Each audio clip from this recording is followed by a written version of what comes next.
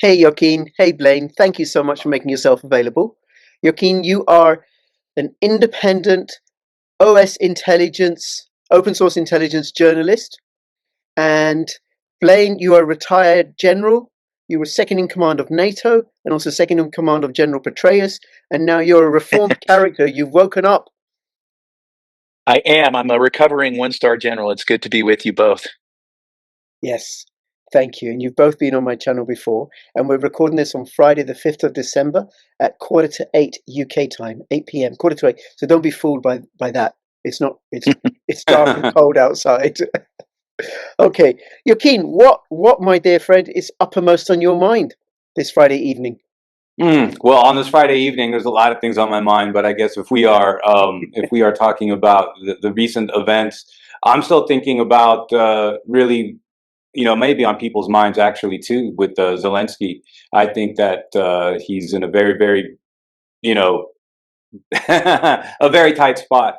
And I'm not even sure that his whatever game he's playing right now with Yermak is going to hold, is going to buy him time.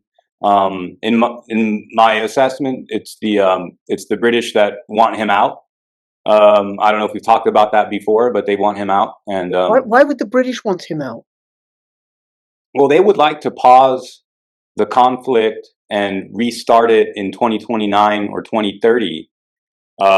They need some, they need some way to rebrand the country, to solve the political crisis with the mobilization, to provide a vent for a lot of people's frustrations. You might look at a lot of the chatter around corruption, but the Corruption Bureau, the National Anti-Corruption Bureau, is controlled by, had been controlled by Western powers, now seems to be controlled entirely by the British.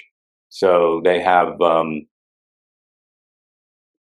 Anti-Corruption Bureau in Ukraine, is like controlled by the British. Is controlled by the British intelligence. To put pressure to get Zelensky out, so they can pause the conflict and start it up in 29. They need to, yeah. They need to convincingly, shape the narrative that there's some change, a mandate. You basically need to Zelensky. People might remember that Zelensky went in the first place to represent like actually a pause on the conflict back when Poroshenko was president. So this is like another reset that they need to justify enough pressure that Russia is placed in the position of looking like they are the ones that are not agreeing to any kind of cessation of conflict.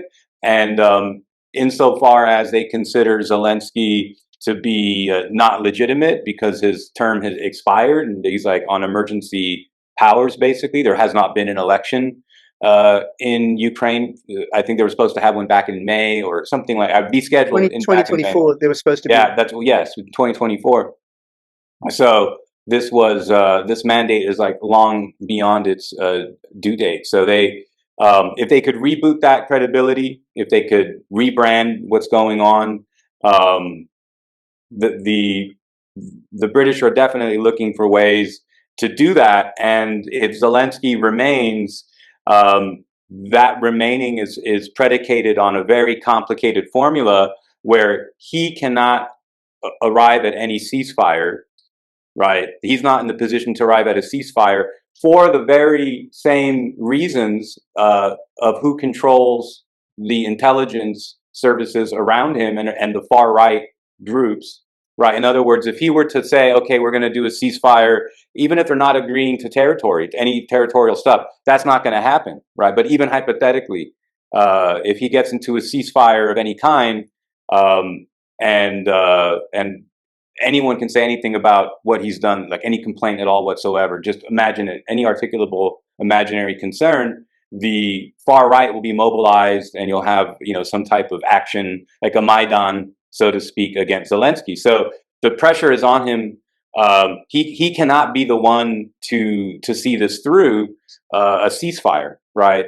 So they would like to somehow breathe new life into the regime by rebranding it, by doing the corruption thing. They recently let young people out of the country. They're going to reformat their mobilization. They need to rotate troops out from the front. They have a big crisis. They're losing a little bit of territory every day, and they need a breather. But politically, it can't happen with Zelensky in there. The British have actually arranged it that way, you know. So, wow, always the British. Blaine, anything you want to say about this? Oh, the British have accomplices. You'll find them tucked away in Northern Virginia at their evil lair there. We refer to them as OGA or other government agency. And for people who don't know what you're referring to, you're talking about the CIA headquarters in Langley. Oh my gosh! Yes, but there's gambling in the casino. The thing is, yeah, the intel communities want, who we refer to here as the deep state. They are sparking this corruption thing. Yes, to remove Zelensky, because I think that they think they can recreate a new narrative, that the rocks being thrown, that there is no democracy in Ukraine, just look at the facts. Well, this can go away. So what I did was, since the last time I talked to you, I got on the horn with two members of parliament in the Rada in Ukraine, kind of talked this out with them. And they also are almost unified that they want this government out. But what they're concerned with is that if the government's taken out on a corruption deal, and it goes that way, then support from the West is really going to kind of just die off.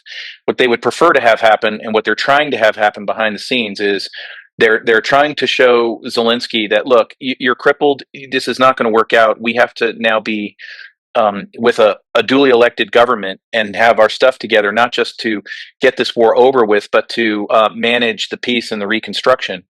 Well, that's a very difficult thing to do, because in Zelensky, you have a guy who really, he has no safe harbor. And so when we talk about, all right, well, if he stays in Ukraine, there's no such thing as a retired president's program in this case, not for him. Where does he go where he is safe on his $1 million ranch or whatever?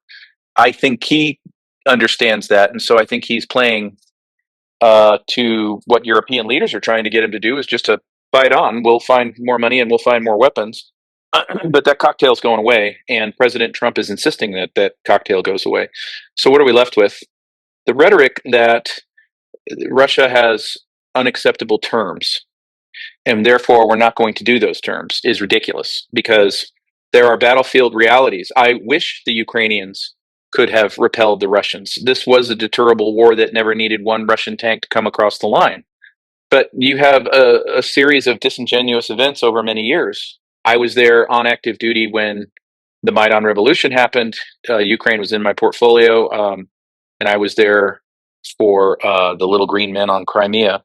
Well, this mess is created by the West, and then we go to the Minsk Accords that President Hollande and then Merkel, Angela Merkel, chancellor, they freely admitted, yeah, the Minsk Accords were a ruse. Well, this is what the Europeans are offering right now. They want a Minsk III, in which they didn't behave during the last one, and you had the OECD, or the peacekeepers, lying about who was cheating on that line of contact. So what Russia wants, and they're going to get it whether they have to impose it on the battlefield or will maybe save a lot of lives by just getting to the final game now, is they want a cessation of the conflict. They want borders drawn permanently. And what I think that Ukraine can do best for itself is, and I've been talking to them about this, is look, come out of this with a sovereign nation. Keep that seaport at all costs. You might want to stop blowing up tankers to make that point. And then let's go through what could be a reconstruction and a rebirth of Ukraine. But the idea that there's a military solution in front of them, no, this is horribly mismanaged. When this war went on, we dripped the logistics in, and incrementalization of weapons, no combined arms strategy. From a military standpoint, that's a doom. We tested that out. We had McNamara in Vietnam make sure that we understood that does not work, gradualism. So now we want to poke a nuclear bear that's rearmed itself, modernized its forces, and has advanced nuclear weapons, because that's what Europe's doing right now. They are poking the bear with talk from Admiral Dragone at the CMC at NATO saying maybe we should start considering preemptive strikes.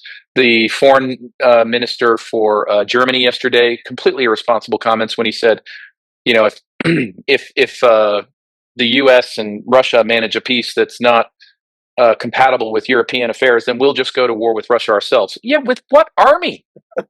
And with what economy are you going to do that? It looked pretty good 10 years ago before you were worshiping at the climate change altar, but here we are. And so my concern is, and I shared that article I wrote with you, Rich, is we're intentionally overlaying a Cold War 2.0 over the top of fifth generation warfare, the two together, and it's going to make for the most dangerous period in human history. And we know there's a financial collapse coming, and the Europeans need to blame somebody. And they had always teed up Putin as the bag holder. But if they don't get their damn war, my concern is false flag, or like Ursula von der Leyen said herself this last Tuesday, the real enemy is China. These kids got a shopping cart out, and they're just looking for it. China can't go to war with anybody. They've got their own internal problems. So I'll stop there. But this is setting the stage for the level of danger and what it looks like right now. Right. I'm reminded of, I don't know, like a scene of it with a drunken midget in a bar. Pick a fight with anybody. Just pick a fight with anybody, right? That's right. No brains, no caliber, nothing. Now, Britain is involved, and you said Maidan revolution, I think Maidan coup, right? Mm-hmm. Set up by the CIA and the European Union, and of course... They admitted as much. They admitted it. And of course, the British, and one of the things I want to let people know who are in the UK is if you have an objection to how our government is conducting policies, spending our taxes on persecuting war abroad, I want you to know it's a criminal offense to give any money directly or indirectly to any central or local government entity, because doing so means you're giving some money that's going to be used for genocide, war crimes, crimes against humanity, and acts of terrorism. And that is a violation of the International Criminal Court Act and the Terrorism Act. And I'm referring to two statutes that are in force in the UK. So if I have reasonable cause to believe, to suspect that some of my money is going to be used for those activities, I'm committing a criminal offense. And the tax authorities are committing a criminal offense in asking me for that money. And I don't think I shared this with you before, but I've used the trust form from notaxforwar.com, and I said to HMRC, the tax authority in the UK, you can have this money, provided you can demonstrate and I gave them 2 months, that none of this money will be used for those activities. That was 2 years ago. Perfect. That was 2 years ago. To get a letter or a card back? They keep sending me letters, please pay us. And I said, look, you're asking me to commit a criminal offense. Not once have they threatened to take me to court. Because I've said, look, I'm honoring the law, I'm honoring statute. But notaxforwar.com, okay? Just being a good citizen. Just being a good citizen. Well, a good global citizen, not a global, not in a globalist kind of way. Don't go there. Don't go there. I just don't want people being killed for the sake of the elite. How Trumpian of you. That's right. Joaquin, anything you want to add or expand on what Blaine said, or even what I said? Yeah, well, I think it comes back down to the crisis in Kiev, the number of people that they're losing every day on the front. This is from the perspective of the long strategy, they can't hold. So I think, but every so often, like every couple of weeks, every couple of months, whatever, ever since Trump is president, we get together, we have these talks. Maybe we're going to have a peace, maybe not. Yes, no, yes, no, yes, no, yes, no. I think this is mostly buying time. It stretches things out for everybody. The United States is able to sell some things to Europe that will not be decisive in the outcome of the conflict, but certainly their usage justifies Russia's demand that they accomplish their demilitarization, denazification. So they have their SMO, their special military operation, kind of you really add fuel to the fire whenever weapons are used or sold. It prolongs the conflict a little bit in terms of the narrative, and Trump and the U.S. are able to deflect. They're able to say, "Hey, look, we're selling these weapons." On the other hand, so we're not depriving them. On the other hand, we're not giving these away. We're not like this isn't the posture we had before under Biden, where we were actively involved and we were willing to pay money into this project. So there's a very different narrative. But whenever I see this, the talk about peace and all of this, I have in my mind, nothing from Kiev is going to be the level of regime change or acknowledgement of the permanent changes that Russia is saying that they have made to reality on the ground, to their constitution. They're saying, there's no way around that. So from a starting point, there's no reason for them to budge on this. And every time, therefore, that we return to these talks, what I see is buying time, or you can call it delay or whatever. But now you have the European Union is, you hear this every couple of days, and the chatter is back talking about if they're going to seize the Russian assets and spend them, and how illegal is that, or how do we get away with it? And the crisis inside the EU, I think, is even one that people should pay closer attention to, because this is the things that are happening with this planned move would be an end run around the ostensibly sovereign EU member driven processes at the level of the EU Parliament. And all of the stuff they've been doing, if you're talking about the SAFE program, or the budget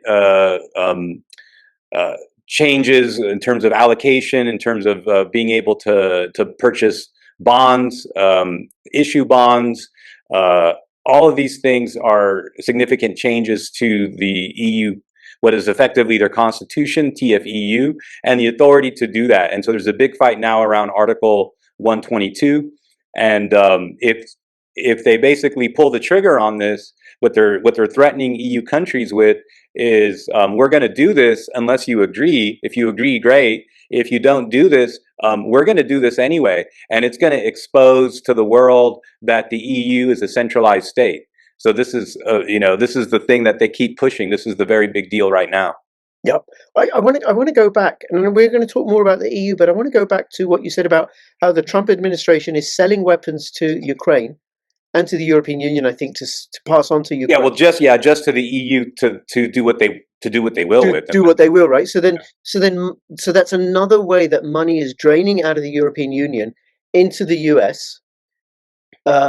For US jobs and production and manufacturing, right. Armaments. At the same time, I mean, Trump must be aware there's no way Ukraine's going to win at all. No way, no way. Yeah, there's nothing in the thinking that Ukraine. It's further weakening the European Union and the UK.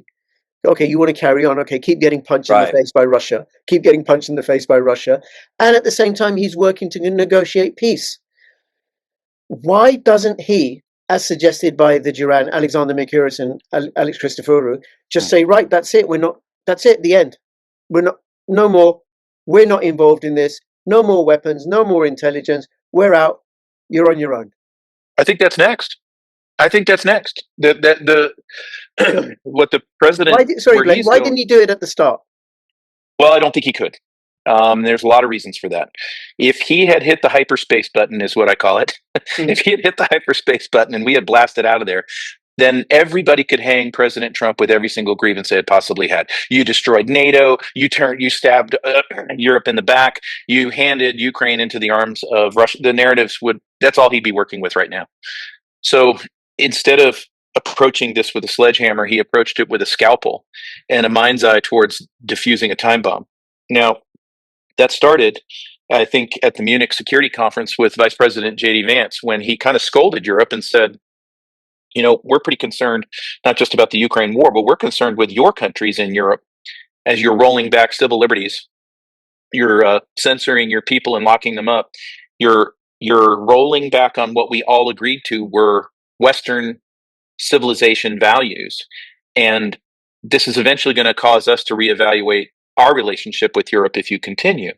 And so that was a warning shot. And I'm not sure how many at Munich really took that to heart. But Rubio now is beating that drum hard. J.D. Vance is.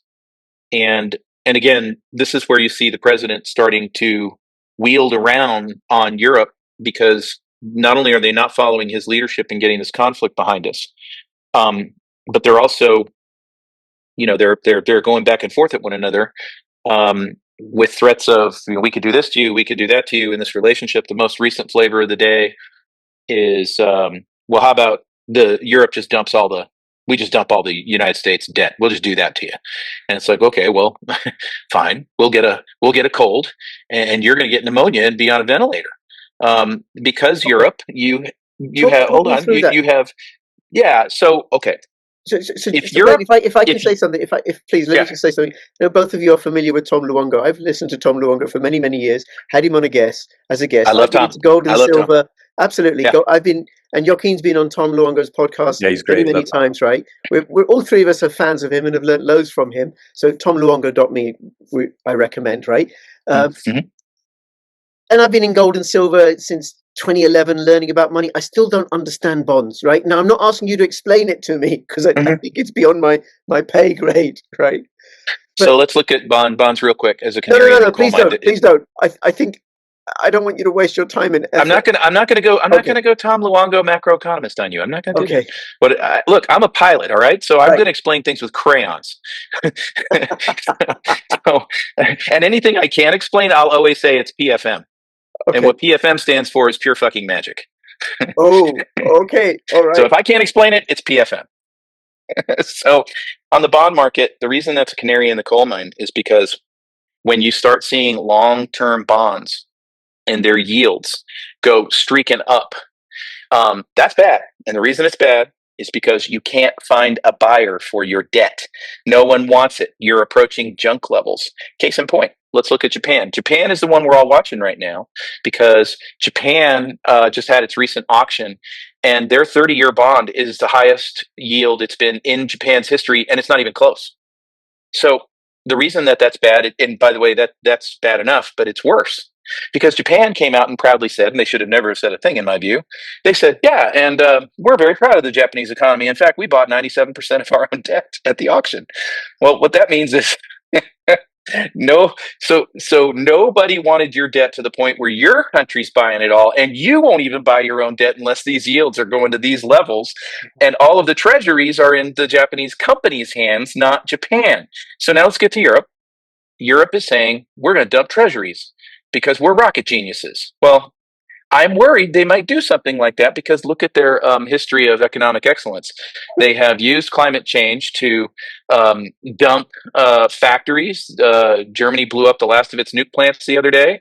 They're instituting carbon taxes all over the place. They have piled on bazillions of regulations. They've stifled business. Europe is committing suicide. Well, this would be the next step in that. So you've deindustrialized yourself. You have broken faith with all of the citizens of the EU. You are rolling up civil rights. The ones who do want their freedom and their sovereignty, you're penalizing them, and you're trying to create soft revolutions in their countries like Hungary or Romania, which we lost Romania. That's too bad. But now you want to sever the cord. So you want to punish American companies if they don't get on with censorship board because you told us to. And by the way, that is City of London stuff right there, clear and simple. And then you're threatening us with treasuries running right on down. Listen, if you think Scott Bessent's not up for that war, he'll take that action, and you're in deep shit. Okay, so that's where we're at. If they dump the treasuries, the price of the dollar will go down. The dollar will go down. And then how will the U.S. respond? Well, what the U.S. will respond with is, do you remember how much you loved us defending you and having all the security arrangements in place? Don't you remember that favorite club of yours called NATO that we foot the bill for? Don't you remember all those soldiers and sailors that we trained? Don't you remember all those bases, the billions and billions of dollars of them that we man and have joint planning sessions with so that we can save Europe at the drop of a hat? Well, maybe we need to rethink that. We're kind of strapped in our own continent. NATO is really an idea that's become an anachronism. It's kind of become a meandering ship without a rudder because it wants to be offensive. It should have been defensive. And so, listen, we're going to wish you well. We've already taken on so many of your companies and factories relocating to the United States because of favorable conditions. You gave those to us freely when you decided that they should be on electric cars and eat bugs. So this is where we are, Europe. If that's what you want, then you shall have it, and we'll wish you well. Now, that's what they're facing. So here's the thing. if Europe doesn't get World War III kinetically, if the European leaders can't pull that one off, it's some false flag or whatever, then what they're left with is the proposition of explaining to the European people and citizens why they spent all the money, why they bankrupted all the countries, why they deindustrialized and had zero to show for it. And now they truly are vulnerable. And now they can't take on any competitor or attacker, leaving them in a precarious position. But all those rich, wealthy elites will just pack up and they'll go to Brunei and Dubai and they'll be in Monaco, and you'll find them probably at their Wyoming ranch that they bought, leaving the poor European citizens with bare cupboards. Thank you, Blaine. Joaquin, do you want to build on that? I'm just along for the ride tonight, man. I'm just, you know, yeah. Well, no, I think, I mean, I would generally concur.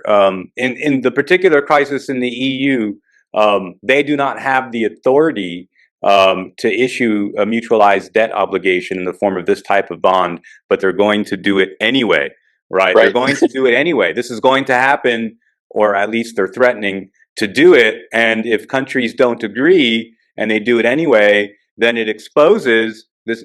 This is important to catch. It exposes that the European Commission holds the power in the EU, and that the EU is no longer a union of sovereign European states, but is a federal system of a type.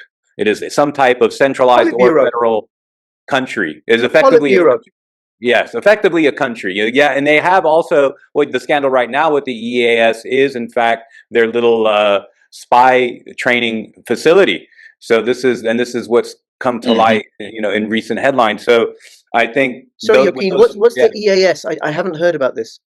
They have the European Union power structure is kind of divided. You have the EAS and you have the European Commission, and you have the vice presidencies and all the commissioners' seats that were established. Like you have Kaja Kallas there at the top of that, and then you have the structure with Ursula von der Leyen. So that's the if the conflict right now is over really who was in charge when the European College or whatever was given or received monies of a certain type. But the scandal is less interesting than how it illustrates the power struggle within the EU, and how can they take the fight forward to ram this, whatever they're trying to do, whether they're going to steal the Russian assets and spend those, or whether they're going to ram this bond measure down everyone's throats. That's the other alternative. So they're giving people this option, either this bond measure, or which is going to be a mutualized debt obligation across all the states of the EU states, and then you have let's steal the Russian frozen assets. Right, doing either of those things is effectively the end of the EU. The Russians. So yes. Yeah, right. No, I voted Brexit. You're hilarious. I try not to cheer on these things, but I mean, just objectively, Putin said, yesterday, with regard to that, this could be, some could even consider this like a casus belli. Not that they would, but just the idea that you would seize assets of this type. It is itself an act of aggression. It's definitely theft. It'll be litigated for years, and just the fact of stealing, threatening to steal this money. Maybe this is something that you guys remember, but this was like back in Canada when you had like the truckers caravan, and anyone that was connected with, remember that, right, with the COVID stuff, right? So remember that that they were debanked, right? All these people were debanked. It had a huge chilling effect. I mean, people were like taking their money out of their checking accounts. They were saying, "No, thank you. I'm not going to. This is not a banking is not a political thing. So it's not a privilege, right?" So you have this very, think about this in Europe. Think of that type of crisis of scale of trust or legitimacy in EU banking if they're to seize this money, right? And like I said, the alternative, the bond measure, this violates Article 122 TFEU if they ram it through. If they ram it through, they show that the EU is now basically a country that has these unelected dictators that run it on top of it, right? So it's a very funny thing. I mean, but so that and this is happening right as you have this Ukraine stuff unfolding every day. Russians are taking a few more kilometers here and there. Another village or whatever you hear gets taken by the Russians. So time is ticking. Yeah. Now, from my read of it, right, and I don't spend the time that both of you do digging deep into this stuff. I do have the benefit that I That's why you get to got have you us. on my channel, right, and learn from you both, plus others of your ilk and caliber. Our ilk. I like the ilk part. You That's like good. the ilk, Yeah. ilk, not I'm elk. in an ilk. Yeah. You're not a Oh, we moose. have elk here. Where I live in northern Idaho, we got lots of elk. Lots of moose too. Damn dangerous. Now, there's no way. I mean, I could tell from the start, from the beginning of this war, there's no way Ukraine was going to win. There's no way Europe was going to win. And here we are, 3 years plus down the line. Ukraine had a really, really strong army at the beginning, the most powerful army in Europe, with the possible exception of Turkey, I think. Right, large army, well equipped, well trained, and now it's just ragtag conscripts that they've grabbed off the street that don't want to be there, that haven't got the training or the experience. Europe has used up all its weaponry. What can they do? There's nothing they can do. They have no manufacturing base in order to. They could reconfigure the factories in Germany and perhaps in Italy if Italy were to go along, which I doubt. Right, to make tanks and everything. But where are they going to buy the steel from? So you're saying there's a chance? Where are they going to buy the iron ore? Sorry, Blaine? I said, so you're saying there's a chance? Yes, that's right. So where are they going to buy the iron ore from and all the other commodities from Russia? And how are they going to pay for it? Because they got no bloody money, and then they've got no cheap energy. What? Hello? Well, Kaya Kallas gave you this answer. She gave it about half a year ago. She was at a forum and she said the quiet part out loud. Listen, we're just going to chop up Russia into all these little countries. They got 75 trillion in resources. We'll recollateralize. Our debt problems will be solved. We'll always be fine. The little problem is that none of these little creeps have ever served in a uniform, let alone shot a gun. Yeah. And they've never been to a real war. And so the problem is they drank their own Kool-Aid. And that's the problem is, Blaine, they're not sending their own children. Oh no, Ursula laughed at that question when she was asked on television. They said, "Well, are your sons going to be joining the German army?" And she just laughed and said, "Oh my gosh, no." Because they're in a protected class. This is where we get to where the elite entry level models like Ursula start. And it goes all the way up to the big leagues, but they breathe rarefied air. Their hubris and their ego knows no bounds. They drink their own Kool-Aid and they don't understand the realities on the ground. Now, let's say if they turned the war over to competent military authorities who have admonished them for getting into a war that they could have avoided, but you give me the war back then in 2022 and it's happened. You then say, okay, we screwed up. The war is here. Minsk has failed. It's all our fault, but you're the general. Go fix it. The fix was very unappealing at that time. And I remember Jesse Waters on Fox News just screaming at me.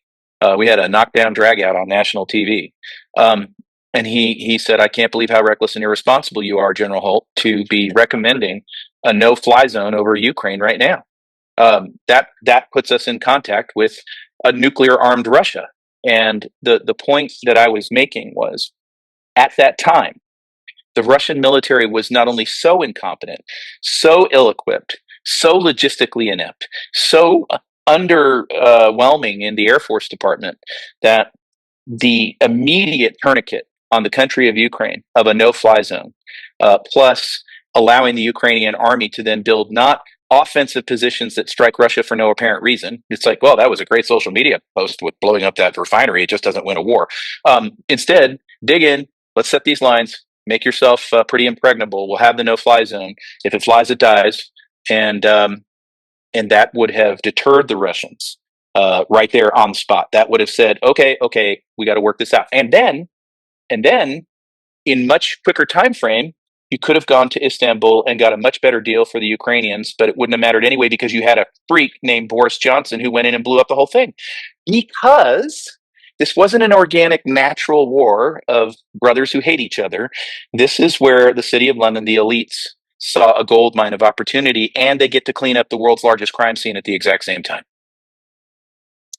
Thank you, Blaine. Joaquin? The world's largest crime scene. How so? Well, Joaquin? yeah, I think that when you look at a country like Russia that has declared that the outcomes in the crisis in Ukraine that led to their 2022 incursion represented an existential threat. Um, and I think that the question before the United States was, is this worth going to nuclear war with? And since the answer is no, then that was going to be a no to the no-fly zone. I think that's like a doctrinary question. And only insofar as one would be foolish enough to characterize Russia as merely a regional hegemon or to consider that they do not have nuclear weapons would be to, well, there's a famous old adage, never underestimate your opponent. I would say that the reason that a no-fly zone was not put into place is precisely because it would have failed, and then it would have completely taken away the fangs or the point or the meaning of declaring that one could, in theory, do one, maybe elsewhere, but not dealing with a real military like the Russian military, because mind you, the problems in the Russian military, problems in the Ukrainian military, problems in NATO, all of those were evident at the beginning of the conflict, and all of those countries have, I think, taken their resources plus their experience to the limit in trying to overcome those. And now basically the shortages and the problems that any side would experience would be a logistical one in a matter of supplies, but not so much paradigmatic, not so much in terms of understanding the ins and outs of fifth generation warfare and the use of drones and so forth, but in terms of the type of things that the United States would have deployed as anti-air in Ukraine would likely not have withstood the incoming hypersonic missiles and so forth. So the Russia's ballistic repertoire, so to speak, is such that I think that trying to put in a no-fly zone, there's a lot of bravado even in the way that gets described, and I don't think that I don't think the no-fly zone would fly. But yeah, no, but I respect the opinion, that it could have. I'm just sharing my counterpoint. Sure. I don't think that it would, but and also I think the entire conflict is one where there's a strong understanding that the United States, if it's not fully engaged, then Ukraine loses quicker. But if the United States is fully engaged below, tripping the lines that would make them a party to the conflict in a way that represents an existential crisis to Russia, insofar as fucking New York's going to get nuked. That's, I don't think people realize that this is not North Korea or Iran. Maybe its missiles are going to hit, in Finland or in Germany. It's like, no, these missiles can hit anywhere in the world, and then it's the end of the world. So I think that was the reality that is what we were dealing with in 2022.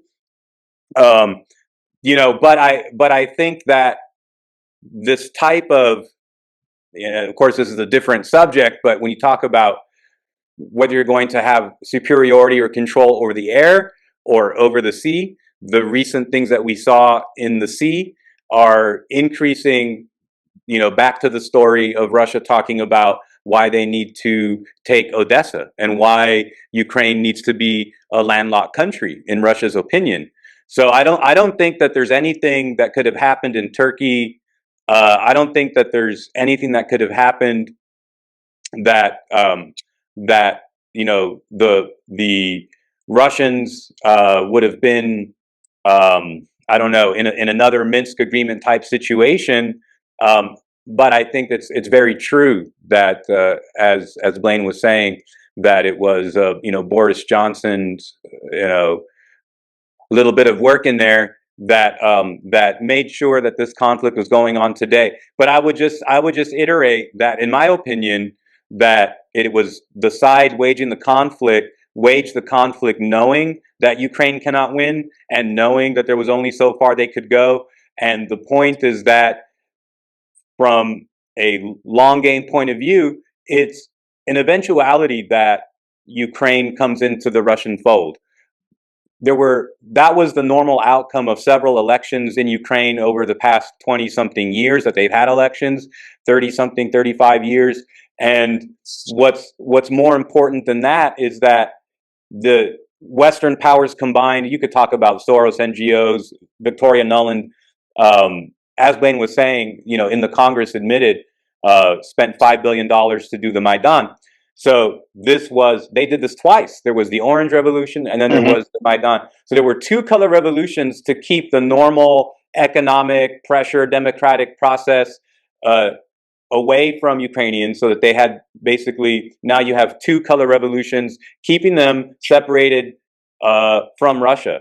So now the overall weight of this, and you look just the overall economic developments over the past 15 years, Russia's on the up. So in these processes, it's like in the history of Russia, it kind of metabolizes, it's kind of like fewer calories, it slims down, excess calories, it plumps up. Like Russia's like on a plumping up phase of its life, of its cycle. And there might be a cycle in 10 or 30 years or 40 years where it slims again, whatever. It's almost like an organism, right? So, or, many countries and peoples are like organisms in many ways. Geopolitik is a little bit different from international relations in that sense. So I would say that with Russia's position, it's normal that they should, have influence over Ukraine. And through several maneuvers by the West, they've tried to politically or militarily keep that from happening. So they understand that Russia's going to get Ukraine anyway. The question is then, can you impose as high a cost as possible, right? So in other words, if you just uncontest it, then Russia just takes Ukraine.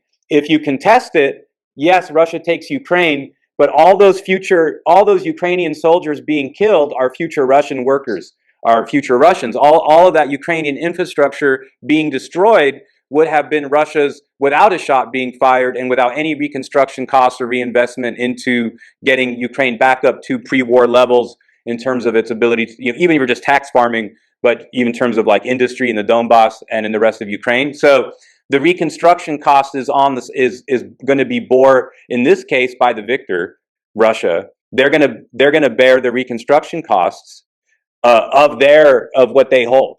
So that is the metric of the conflict. They never, we called this years ago, right? We called it like this years ago. And then one more thing is that it was a year and a half ago, Yermak, Umarov, these type of people around Zelensky, they say, hey, we saw on Joe Biden's desk in the Oval Office a file that specifically said, we know Ukraine can't win the conflict. So this was like, then what was going on the whole time? How is this draining Ukraine? How is Europe draining itself in Ukraine? How is the city of London floating this and vampirizing this entire crisis that the EU is in as it crashes itself against the rocks of Russia's military in Ukraine? So that's how I have this scenario. Joaquin, thank you for that. I want to move on to Venezuela, if I may.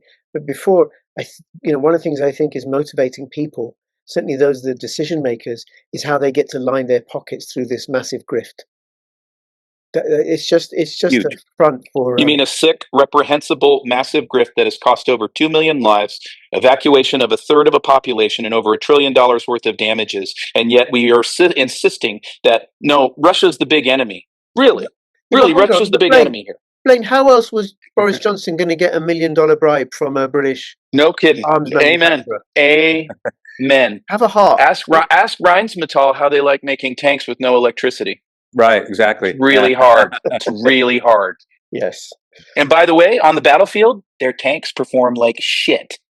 So the trouble here is, if you want to keep secrets from a potential adversary about some of your weaknesses, maybe don't have a proxy war where you load up the theater with all of your crap so that they can gauge what works and what doesn't. And then on the first off, I was a logistician for European Command, and I used to track Russian logistics like a hawk.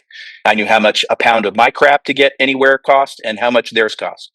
And we had them in a very nice position at that point in time.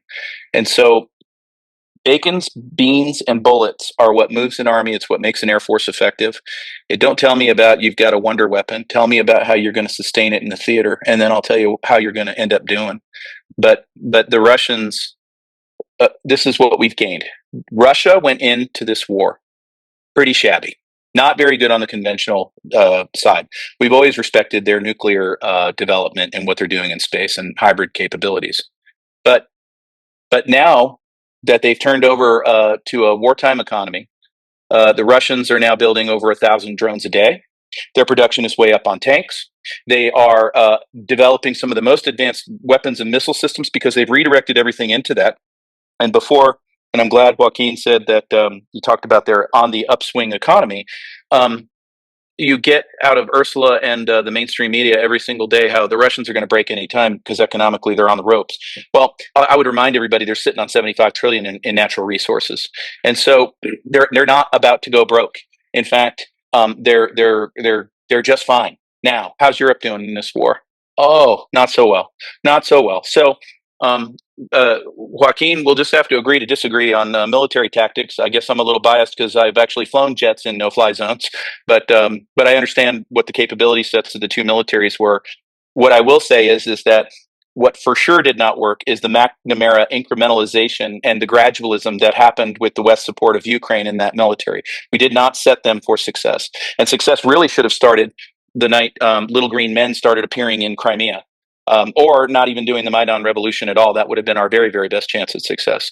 And if they want a Yanukovych and they want some Marxist who's going to join the Russian realm, you know what? That's called democracy. If that's what they wanted, that's your self-determination. But instead, what we've used is the world's largest human trafficking, drug, organ harvesting, bioweapons labs, and fake oil and gas boards to prop up all the kids of the politicians here in the United States and in Europe who have taken from the well. And what better way to cover up a crime scene than to go ahead and demolish it? And that's how these sick people play. And that's where we are with Ukraine. Ukraine's got the only way to get resolved with Ukraine is to put a fire blanket over the top of it, because the Russians, they're not just taking towns; they're taking logistics hubs, and that is near and dear to my heart, because if you can't feed your army's going to die or surrender. Okay, now Blaine, the largest crime scene. That may be a conversation for another video betwixt you and I. So always willing, always willing. Go to a company called Burisma. Oh, I know about what